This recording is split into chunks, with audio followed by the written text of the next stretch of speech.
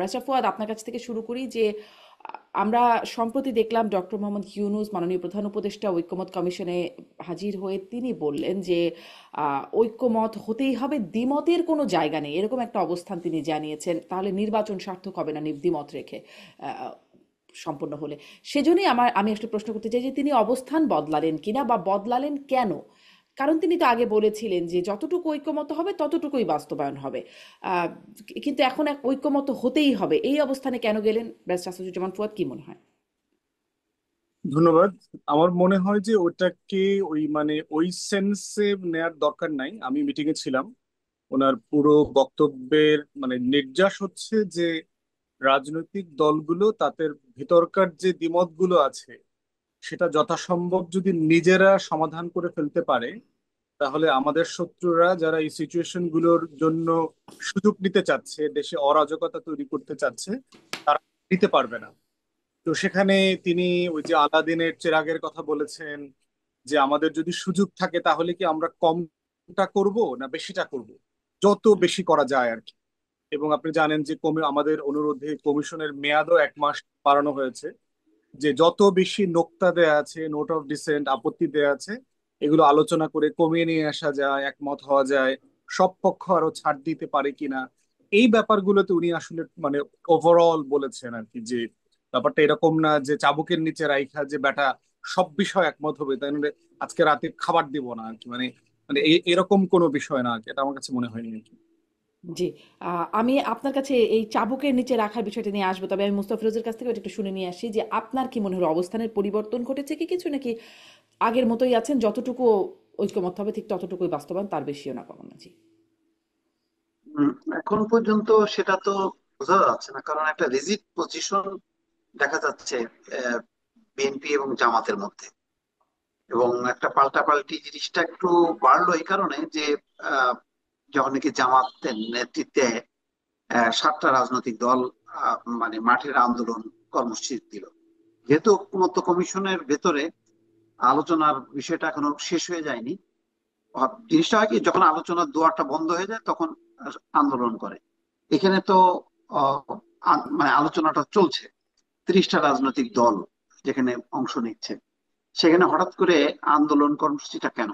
তাহলে কি এই আলোচনাটা হচ্ছে এটার উপরে চাপ তৈরি করা, নাকি কার উপরে চাপ তৈরি করা? সরকার তো এই সবাই মিলে যা বলবে সেটাই ইমপ্লিমেন্ট করবে। তা সবাই মিলে বসলে এক অংশ থাকবে রাজপথে, আর এক অংশ থাকবে ভেতরে। এটা কেন? তাহলে বিএনপিও কি এরকম এক অংশ বাইরে থাকবে আর এক অংশ ভেতরে থাকবে?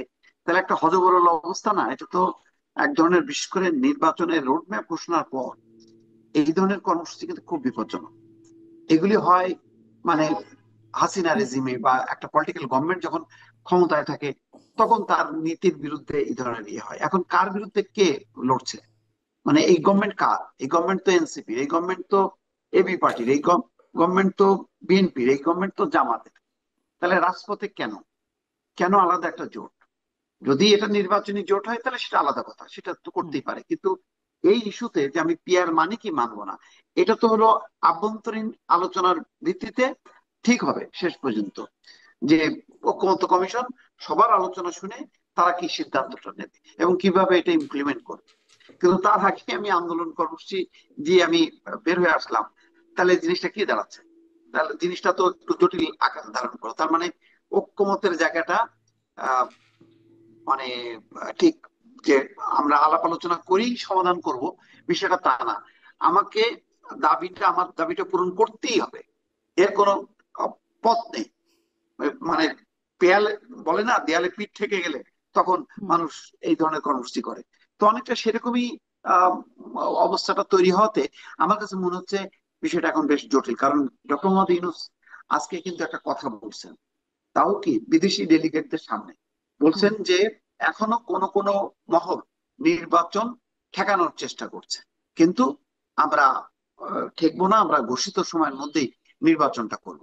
এই কথাটা কেন বললেন? তিনি তো বলতে পারতেন যে রাজনৈতিক দলগুলো চমৎকার ভাবে আলোচনা করছে এবং তারা সমঝোতায় উপনীত হবে এবং উৎসব মুখর পরিবেশে একটা নির্বাচন হবে। এই কথাটা তো বলতে পারলেন না, তিনি তো এই কথাটা বললেন। তার মানে হচ্ছে এখানে আহ মতানৈক্যের জায়গাটা আহ, মানে এই বেশ মতানৈক্য কি জটিলতা এই আছে। আলোচনারত রাজনৈতিক দলগুলোর মধ্যে নাকি বহিঃশক্তি, মানে সবসময় শুনি আওয়ামী লীগ করছে, ভারত করছে নির্বাচন, মানে নির্বাচনকে বানচাল বা নির্বাচনে ষড়যন্ত্র করছে, এই বিষয়গুলো শোনা যায়। আসলে এই এখন এই মতানৈক্যটা কথাটা বললে তো দুটো অর্থই হয়। এটা অর্থটা হয় ভেতর থেকেও বাইরে থেকেও।